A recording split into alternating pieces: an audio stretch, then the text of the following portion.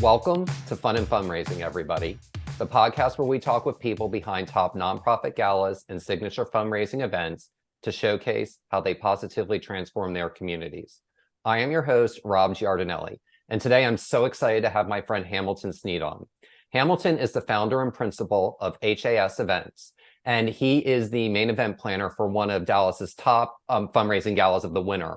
It's called Symphony of Chefs, and it's as delicious as it sounds. And it benefits an organization called Kidlinks. And we're going to talk all about that with Hamilton. And with that, I'd love to introduce Hamilton. Hamilton, welcome. And we're so excited to have you on as a guest today. Thank you for having me. I'm excited to be here and to chat with you. Absolutely. So, tell us a little bit about the mission of Kidlinks and what they do. So Kidlinks is an organization, they're a nonprofit that champions healing, hope, and happiness through working with children and their families, focused on therapeutic music entertainment and music therapy programs. They provide this service for free. In hospitals, they work with kids with disabilities. They do different programs across the DFW Metroplex, but also across the nation. And the one thing that makes them so unique and special is that their online library of resources and materials is also made available free for anyone that needs it. And it's all about that healing power of music, communication, and kind of coming out on the other side of things. So that's what Kidlinks' mission is, and that's what they do. That's fantastic. And I love that, you've got, and we'll talk about Symphony of Chefs in a little bit, but, you've got various senses and you kind of are combining different senses together, when you put this event together. And I never thought about it until you explained it. I was like, oh, that's a really neat way to just appeal to multiple senses. Now, tell me about, how you initially got involved with Kidlinks in this organization. So my initial introduction to Kidlinks was actually through another event planning colleague. They had been planning this event for the client for a few years, and the client was looking to make a little bit of a change. And the event planner also was transitioning on to some other projects and things. So they recommended us, and we had breakfast at a fun little place, and about a month later, we were starting the planning for their 2017 event. So this was in 2016 when we talked to them, and have been the planner on it ever since. Wow. So you've been doing that, you've been doing that for a while. Talk a little bit about, when you work with an organization for such an extended period of time like that, how do you go about making sure to keep the event fresh and really keeping both sides happy? Because, I've seen lots of nonprofits struggle with finding the right planner and they get weave in and out of so many so often. So it's nice to kind of hear how you've been involved with the organization for such a long time. Yeah, our history with a lot of our clients is that we do have them for multiple years, and it can be a challenge to kind of freshen up an event. But our approach is multi-pronged, right? And one of the things that makes us different and really unique from a planning standpoint is that we like to get what I call under the hood. So we work with our clients on everything from the fundraising, from the sponsorship, the budget planning, all of the things of what they're going to make from an income standpoint, and then also working with them on the expenses of how do we create the great experience that guests are going to have, what's our expenses going to be, and then really kind of working with them throughout that process over the month. So it's not just about, okay, we're going to come in, we're going to plan a great party, and how much money do you have to spend? It's that we are a true, what I call partner with them, in helping them from the fundraising aspect, because at the end of the day, it is a fundraising event and the goal is to make money, and you have to have a certain net profit. There's budgets and boards and all the things that you have to adhere to. So we kind of work with them that way. And then from keeping it fresh, it's looking at things every couple of years of how can we change things up a little bit, whether it's increasing the ticket price, to changing the benefits in your sponsorship packet. Obviously, we look at what's trending from a design standpoint or colors. Maybe it's changing the venue. There's all kinds of things that we can do to kind of freshen the event. However, if there is a true and tried format for it, meaning that, there's a timeline that works and we know there's no need to change that, we don't change that. We might change, again, the venue, we might change the design aesthetic, we might change some of the experiences, either we add something or take something away. But if there's a good framework, we stick with the framework and then make the adjustments from there.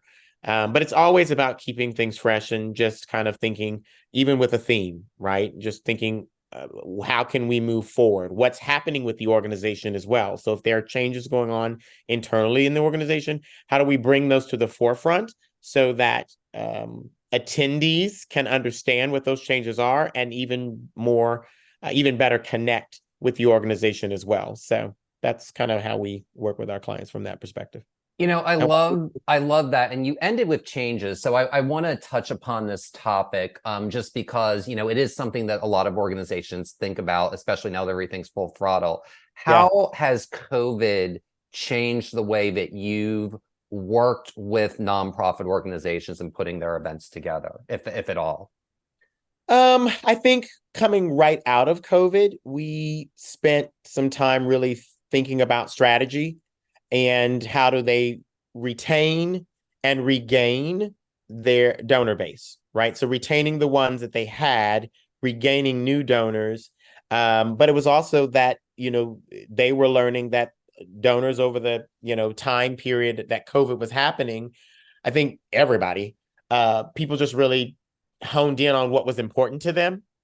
And, unfortunately, gifts that were going to be 15 grand a year or what have you for a table or what have you. Some folks said, look, I can only give you 5 this year. I can only give you 10. So how do you then kind of work with them from that perspective? But from our planning standpoint, one big change is that we've come to this conclusion that we need to have spaces that have an indoor-outdoor feel to them so that people feel more comfortable, and that we have more space. But at the same time, people are ready to have a great time. They want to celebrate. They want to have fun. And I think that's another key thing that's really come out of on the other side of this COVID conversation, is that people want to have fun. So they want to go to an event. They want to learn about the charity. They want to support the charity. But at the same time, they want to have a fun time and a fun experience. So it's a lot about how do you not talk at people, but how do you talk to them in a way that feels engaging and fun, but not long, right? And how do you do things that make it seem like it's a fun night, and by the time they look up, they've already been there 4 hours, but they're having so much fun that they want to stay another 30 minutes, or they want to stay another hour or so, and they're not ready to go home, as opposed to getting there and dreading, okay, I've got to sit here through this, what have you, and I want to go home. So I think that's kind of some of the things that we've had to kind of work with from our clients' perspective. But everybody's, ready to, or they have been, get back into the groove of things. But it really has a lot to do with kind of that donor engagement and really regaining new donors and supporters. And you're finding that some people just aren't going to come back. They realize that they can only give to, or they only want to give, right, to 1 or 2 charities as opposed to 20. And that's okay. Yeah, absolutely. And there's definitely, I've noticed that too, but there definitely seems to be a little bit more, I don't want to say deliberateness, but maybe a little bit more intention that, people kind of want to go a little bit deeper with fewer things. And I think that's just the whole being just overwhelmed. Life in general. Yeah. I think that happened just, in relationships, in people conversations, that kind of thing. Again, I think people were at home for so long that they realized, okay, there are certain things that are really important to me, and they've honed in on those things. And coming out of this, they've taken that into the world of nonprofits and supporting charities. And that's okay. At the end of the day, it's okay. Absolutely. There's enough room for, as I always say, there's enough room for everybody. And, with folks that cycle out, and we'll talk about this in a little bit, but, having new folks always makes an event that helps contribute to the fund. So it does. But before we hop into that, I want to talk, because you produce a lot of top nonprofit galas in Dallas and beyond. What compels you to say yes to produce or be a partner with a nonprofit for their gala or their signature fundraising event? Well, first of all, it's nice to be able to say yes, we want to work with you type of thing. It's a good feeling to have folks come to you and say, okay, we've heard about your work and that kind of thing. So being able to almost pick and choose a little bit is a privilege. But I think one of the things that we really like about working with some of the clients that we have, and the reason that we say yes is because many of them do come to us with some sort of a challenge that they're wanting to fix or that they're facing. So whether it's, hey, we've been doing this event for 5 or 6, 7 years, or we've been doing it for 20 years, and we really need to make a change. And that change could be a multitude of things, or we've never had a planner. So it's kind of like, okay, this is going to be an interesting challenge of how do we get them out of their comfort zone? They say they want to make this change. How do we get them out of their comfort zone to some of our clients have come to us and they've been doing an event for a few years and it's plateaued from a financial standpoint. Again, I go back to, I get into the strategy of things, of raising money, and really how do we help you make more money without spending any more money, or maybe you spend a little bit more money, but you make a lot more, or maybe you spend less money, but you make more, but how do we help you get there? Because at the end of the day, it really is about the bottom line, the net profits that you're going to take to then do the work that you need to do.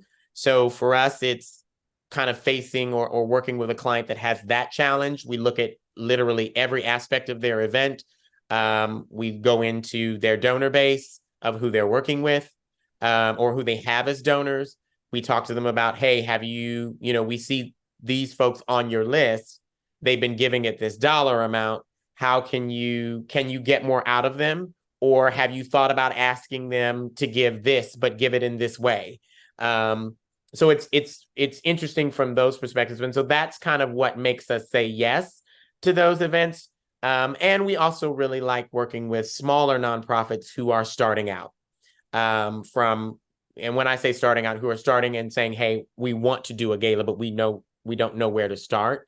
We like working with those types of clients as well, because it gives us an opportunity to really kind of mold and shape and create an event from scratch with them, but also help them raise significant dollars, hopefully at the end of the day. So we set goals, but we always have a stretch goal. And if we reach the stretch goal or beyond, that's always gravy.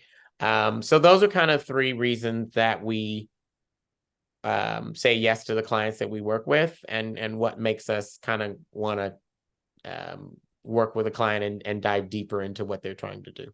I love how thorough and thoughtful you are with who you partner with. And there's one group in particular I'd like to ask a follow-up question on, and that is the lane that you were just talking about, that you were concluding with, that you're either looking to create a new event or are looking to engage an event planner for the first time. What's a piece of advice you would give to an organization? Because both of those are wanting to take events to the next level in different ways. What's one way, that any organization can work with an event planner for the first time successfully? Well, first thing would be to hire a planner.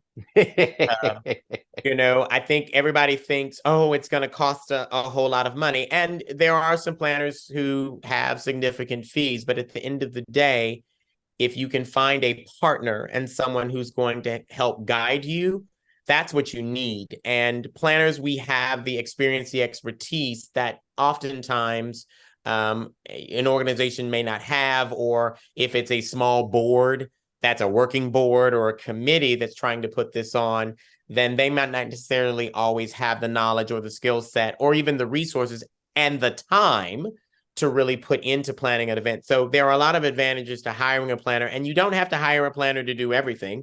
You can hire a planner to help just strategize. You can hire a planner to consult. You can hire a planner to do everything. You can hire them just to be there on the day. But I think having someone who has a professional background that you can bounce ideas off of and who can give you the tools and resources is the number one thing I would say that anybody wanting to plan an event, create an event, any of those things needs to do, because there's a lot of things you don't know until you know them. And at the same time, planners come with a lot of resources and access. So if a planner can utilize a vendor relationship and say, hey, I'm working with this client, they're a new nonprofit, they're small, can you work with them? will you donate? Or, hey, they've got this budget, but we need it to look and feel like this. How can you work with them? A planner is going to be able to have those conversations because they have the relationship with the vendor, as opposed to you just calling that vendor and hoping that they'll say yes. Now, that doesn't mean that if you have a committee of folks who have lots of resources and they have access to things, or they know people, that they can't put it all together. But if you don't have that background and you don't have the people that have the time and the resources and the access and the knowledge and the skill set to do those things, hiring a planner is going to be your best bet. And at the end of the day, it will save you more in time and potential money, because you can focus on raising the money as opposed to spinning your wheels and not being able to raise the amount of money that you need from the front end of your sponsorships and that kind of thing, and then hoping that you're going to raise enough the night of. So a planner takes a lot of that off of your plate as well, in that they can take on all of the detailed things while the organization can really focus on curating their donor base, because hopefully at the end of this, they're going to get donors that are going to continue to support the organization outside of the event. One thing I'll always tell our clients is you have to think about an event in terms of, if this event were to never happen again, and you were to never hire a planner again, could you and would you be able to retain the donors and support that you got for the event? Because at some point, the event will go away. At some point, it will. Just the inevitable thing, or you're going to want to change it. And sometimes donors will go away. So how can you really retain the relationships with the donors, that they're connected to your mission and your organization outside of your event? Because again, at some point, the event might go away. So those are the things that you have to think about.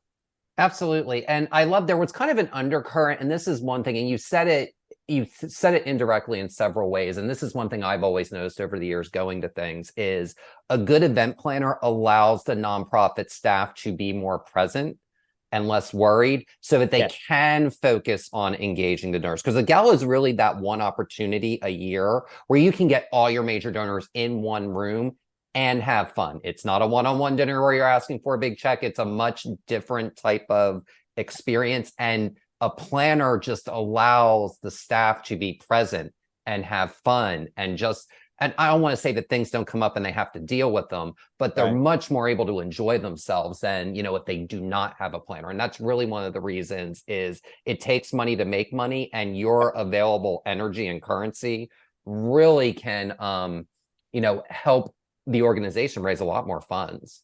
Yeah. A lot of our clients have told us that by hiring us or hiring any type of planner, they were able to be more present for their donors, and they felt that, right? And their teams, whether they're small teams of 4 or 5 people or larger teams of 15 to 20, development, marketing, all the people, they all felt at ease knowing that they had an event planning company that was there managing all of the details. Now, again, like you said, it doesn't mean that things don't come up, right? But they're able to be more present with their donors. They're able to develop deeper relationships with them, because they're able to spend 20 minutes to 30 minutes having a conversation with a key donor, as opposed to 5 seconds where they have to go, "Hi, how are you? Great to see you." And then they have to run off and take care of a problem. So it gives them that opportunity to really nurture those relationships in that environment and have a good time themselves and feel great about the work that they're doing.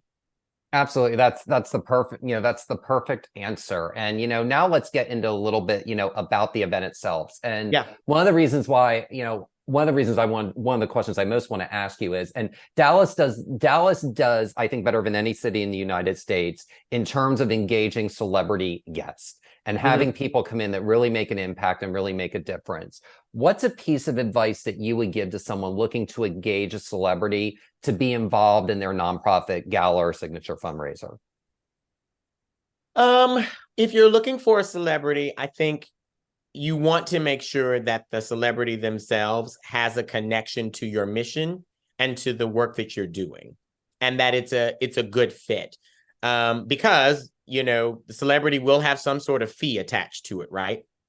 But you can negotiate that fee. You can negotiate that fee even more if there is some sort of relationship or connection to the work that you're doing and they feel connected to it. Also, on top of that, if they have a connection to the city that you're in, or someone knows them, that helps even more. But I think when you're working with a celebrity, it's about that connection. And then always know that you can negotiate, that everything is negotiable, and that you want to. I used to work for a speakers bureau, so I come from this world a little bit in knowing how to deal with talent. But one of the things that I learned was that you want to try as much as you can to package the ask and go to them with everything that you want them to do up front. You need to ask them, or everything that you want them to do that day or whatever, you want to package it all together when you make the ask. So if you want them to be a part of a meet and greet, you want them to do social media, you want them to do press, you want them to, whatever you want them to do, when you make the ask, you need to put all of that up front. Even if you may not necessarily use it all or do it all, if you ask up front, they know exactly what your intention is and what you're expecting of them, as opposed to you signing a contract and then 2 to 3 months later, you're like, oh, I wonder if they'll do this. If you want them to do an auction package. And one other thing I think is important too in packaging the deal is that if they have a book, if they have something that they're trying to promote, offer to allow them to sell that book, and or if it's not appropriate for them to sell it, think about it as an opportunity for you to sell it as a sponsorship, where you can say that you're going to purchase X number of books from their publisher. It helps them because at the end of the day, it's going to help their numbers from a sales standpoint. It's also a negotiating tool. So if they've got a fee of XYZ dollars, but you can build in that you're going to buy so many books, you can technically take that off the cost of their fee, because at some point they're going to get that money back from their royalties and all of those things. But they see that you are intentional and that you set up expectations and you're intentionally saying, this is what I want, this is what we're willing to give you. And then there's no gray area.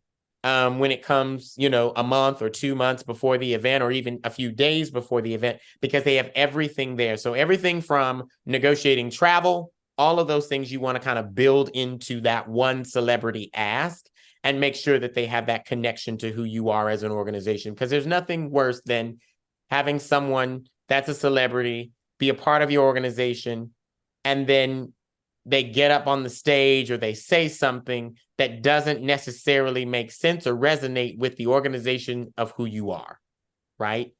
That just doesn't hit home. It looks off, and it doesn't set the tone for what you want for your event. So that's what I would say from a celebrity standpoint, just because it's critical. I mean, there's a lot of folks that do luncheons and that kind of things and have celebrities come in, or even evening events with entertainers.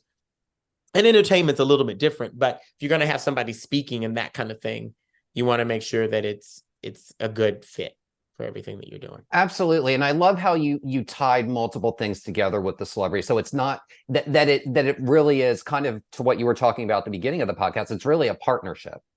That, you want them to help your cause, but you're also willing to help them and support them promote their project, their book, their album, whatever it is, so that it really feels like a two-way street. And not only are they connected, but they also feel that their kindness is also being returned by the organization. And that's a really important thing that I think some nonprofits, when they get so passionate about the cause, sometimes that can be lost in hindsight with people. So I love how you explain that so expertly and just tying those two things together. Yeah, that's important.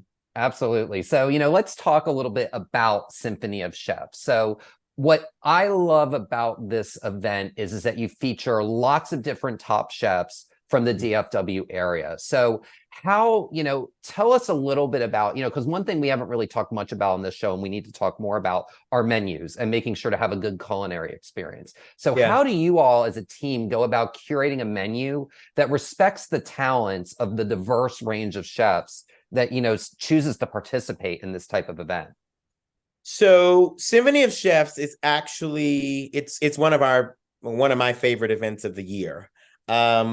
It's a lot of work, but it is so much fun, and the chefs that participate have a great time, and our partners and everybody that comes have a good time. As far as menus go, this event's a little bit different. There are a lot of chef events that go on in town where they have, and they're all great, right? But this one is a seated dinner where the chef is actually cooking at the dinner table for 10 guests. So they are as close to you as you would be if you were in the kitchen of the chef's restaurant. That's how close you are.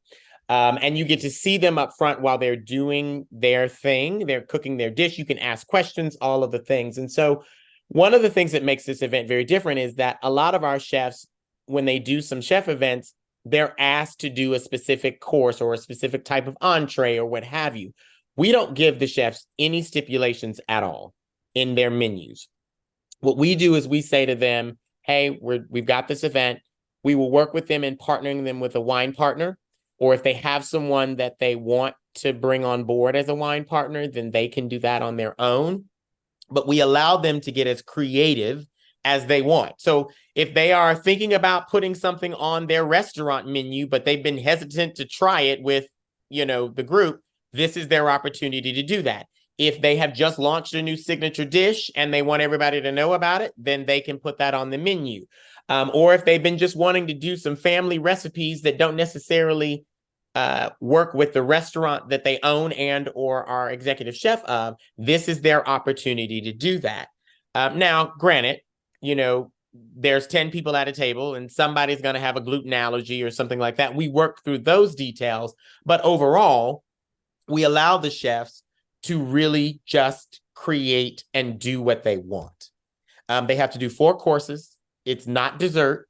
Or 4 courses without dessert. So the dinner chefs don't have to do a dessert course unless they want to, because we have some other chefs that do the pastry course.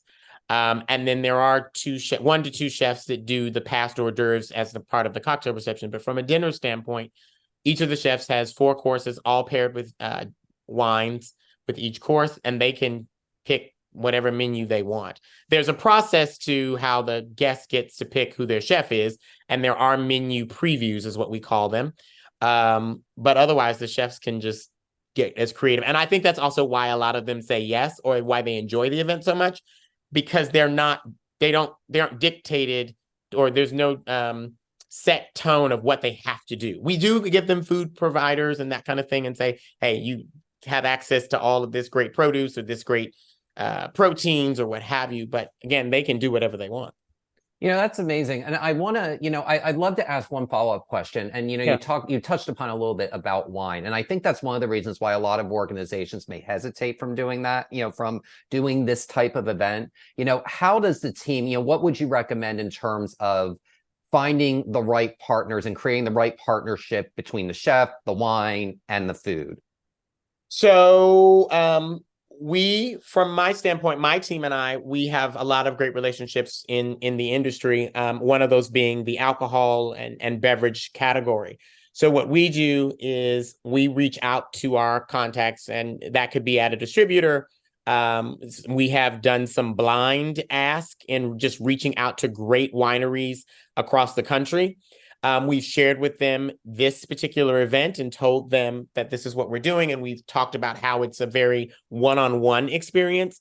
I think what's kind of been special for the wine brands is that a lot of times, well, there's 2 reasons. One, they already have a chef that they support, or their wines are already carried in a chef's restaurant. So it makes it a perfect fit. There are other times where it's wine brands that are like, hey, we've actually been trying to get in front of this chef or trying to get into this restaurant. So they see it as an opportunity to work with that chef, because we curate the chef list. And then if the chef tells us that they want us to help secure the wine, then we go and we get all of the wine brands, we get them organized. And what we do is we allow the wine brands to pick who they want to work with. And there's a method to the madness of how they get to choose and when they get to choose who they get to work with. However, we give them the chef list of here's who's asking for support and here's who their restaurants are and who's the chefs, and they can pick them. And then what they do is we put them in touch. The chef might already have an idea of what their menu may or may not be. And if they don't, then they work very collaboratively on tasting wines and picking them out. If the chef has an idea of their menu, then sometimes the wine purveyor will say, okay, we think these wines would be great. They might do an in-person tasting. They might ship some bottles of wine to the chef so they can try them. But they work collaboratively in that manner. And then obviously they show up to the event and guests get to enjoy it.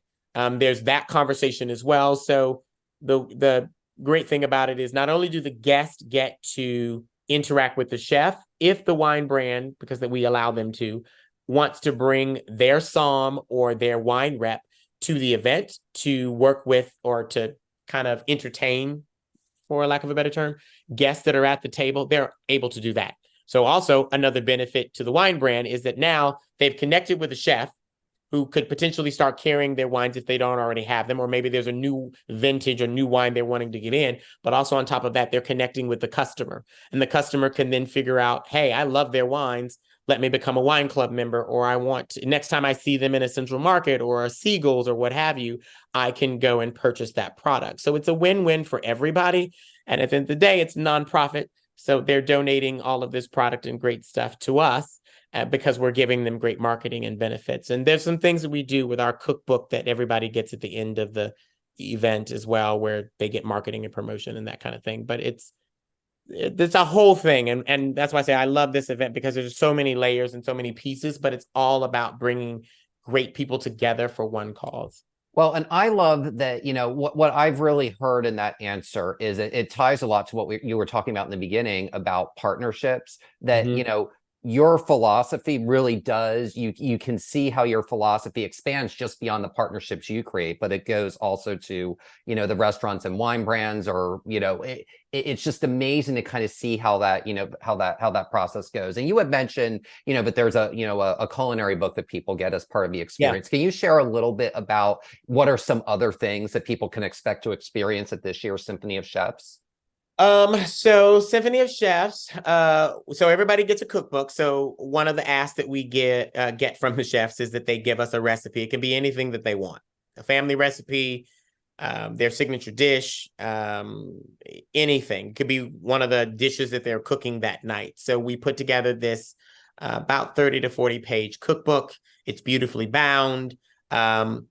And so every guest gets a copy of that. All the chefs get a copy of it as well, so they can see what their chef colleagues put in there. It's got information about, obviously, the organization. We put information in there about the wines as well. So it's an opportunity for folks to remember that. So if you're not a cook, but you can, get the cookbook, it's also a good reference guide to, hey, let's look at some places that we can go have dinner tonight, and you basically use that cookbook as your restaurant guide. So it serves multiple purposes. This year will be the 14th anniversary year. So coming up, so it'll be the 14th year that Symphony of Chefs will happen. We are moving, as we move into year 15, we're going to start hinting at some things that people will get, but essentially we're going to do our cocktail reception with our featured hors d'oeuvre chefs. We'll have probably a specialty cocktail this year, working with some new exciting wine brands there. We've got some champagne things that are planned, so we are going to add that to this year's event. We normally have champagne, but we don't make a big deal about it. But I think this year, as we start moving into year 15, we're really going to kind of hone in on that with a special toast that we do. One of our key partners from last year, hopefully we'll get them back on board this year, but they seem very interested, provided all of our guests, chefs, and our sponsors with home appliance products. So Crux Kitchen, amazing appliance brand, gifted everyone with that. That was their chef gift this year. So they've got a new set of products that are going to be launching. So we're talking to them about that. So that'll be something that we do there. And then obviously the dinner itself is going to happen. We'll have our dessert chefs and the music element. So every year we do something different with music. So we're trying to think a little bit differently about what we do music wise. Obviously it is a dinner, so people want to be able to enjoy themselves and talk and that kind of thing. But we're trying to figure out this year's music program in what does that really look like. We've had everything from symphonies to strings and to DJ one year. We have had a couple of bands. So we're just trying to figure out what that looks like, but that'll be a part of the experience from cocktail to dinner, and then to like kind of the dessert time period in that scenario. So those are some of the special things that we have kind of planned coming up. But everybody loves the cookbook. That's always like the hit. Everybody looks forward to getting the cookbook and taking it home and checking out the recipes from the chefs and that kind of thing. So it's fun. That sounds amazing. I mean, it sounds amazing, and I'm already hungry listening to and extremely thirsty listening to all this. So, Yeah. we're about out of time, but I have one final question for you, and that is, what is, in your view, what is one thing that all successful events have in common?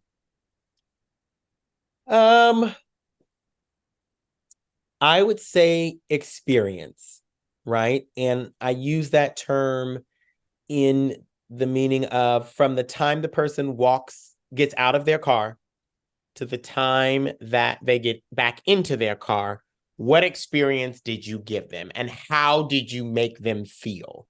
Because people will remember all of the things that happened and how they felt when they were there. And are they talking about it after the fact? And are they talking about it in a positive way? And sometimes negatively, but negatively in hopefully a constructive way. But how did you make those folks feel? Because that's going to want them hopefully to come back again. Did you make them feel warm and welcomed? And did they have a good time? Did they have fun? It's all about that feeling and that experience that you want to create. You can have, maybe the chicken dish is too salty or something like that, or maybe they didn't get enough of a past appetizer, or maybe they didn't win that live auction item or that silent auction item. But overall, did they have a really good time? And did they connect with the organization? And how did you, as an organization putting on an event, how did you make them feel from the moment they walked out of that car to the time they got back into their car and got home? That's what I think people need to kind of think about. And that's what makes a successful event. If you made everybody feel warm and welcome and excited about being there and that they felt like they learned something, then you've had a successful event. And obviously, at the end of the day, it's about bottom line and making money. But those folks will hopefully come back. They'll want to bring more friends. Those friends will want to come back and bring more friends, which will only help your event grow, So that's what you want. Absolutely. Well, this experience has been wonderful. So I can't think of a better thing to end on than that. So Hamilton, thank you so much for joining us today. We really appreciate having you here. Thank you for having me. It's been great. Absolutely. And the 14th annual Symphony of Chefs benefiting Kidlinks will be held on February 26, 2024 at the Armstrong Fieldhouse in Dallas, Texas. For more information, please visit kidlinks.org. And that will do it for this episode of Fun and Fundraising. I'm your host, Rob Giardinelli, reminding you to keep it fun, keep it interesting, and your guests will have a great time. Have a great day, everyone, and take care.